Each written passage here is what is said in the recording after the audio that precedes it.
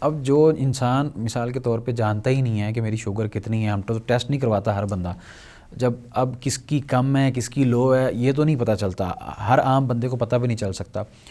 Average جو اس کی پیمائش جو کی جاتی ہے یا اس کو ماپا جاتا ہے، چیک کیا جاتا ہے، جو چیک کرنے کا طریقہ ہے اس کے ذریعے، تو نارمل انسان کی جو شوگر ہے وہ کتنی ہونی چاہیے؟ اچھا، شوگر کا جو لیول ہے نا وہ 80 سے پلس ہونی چاہیے۔ اگر آپ نہار صبح کے ٹائم میں شوگر چیک کرتے ہیں تو نہار 80 سے لے کر 120 تک شوگر آ جائے، 130 تک بھی آ جائے تو پریشانی ہونا چاہیے، 150 تک بھی آ جائے تو پریشانی ہونا چاہیے۔ لیکن اگر 150 سے ابو آئے، 200 سے پلس چلی جائے فاسٹنگ میں، تو پھر اس کا مطلب آپ شوگر پیشنٹ ہو چکے ہیں۔ اگر کھانا کھایا ہوا ہے تو پھر اگر آپ کی کھانا کھانے کے بعد 200 بھی آ جائے تو شوگر نہیں ہے۔ صحیح صحیح، کھانا کھانے کے بعد 150 60 70 آ جاتی ہے۔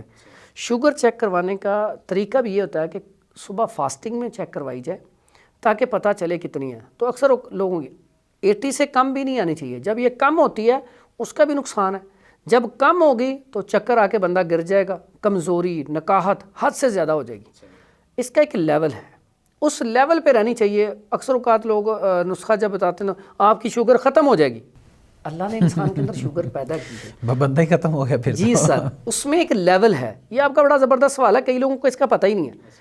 شوگر نہیں ختم کرنی، اس کو اس کے لیول پہ لے کے آنا ہے، بس وہ آپ کی صحت ہے۔ تو اس کے اوپر آپ عمل کریں گے۔ اور دوسرا، احتیاطی تدابیر کے اوپر آپ کچھ 6 مہینے بعد یا سال بعد اپنے ٹیسٹ ضرور کروایا کریں۔ صحیح صحیح، جو مشہور ٹیسٹ ہے نا اس میں لیور فنکشن ٹیسٹ کا ٹیسٹ کروا لیں، LFT، CBC کروا لیں، پھر اس کا شوگر ٹیسٹ کروا لیں۔ یہ ہر بندہ کروائے یا یہ جو مریض ہے وہی ہر بندے کو نا کروا لینا چاہیے؟ سال بعد ٹیسٹ کروانا چاہیے۔ اگر آپ باہر کے ملکوں میں جائیں تو وہ تقریباً ہر سال لازمی کرتے ہیں۔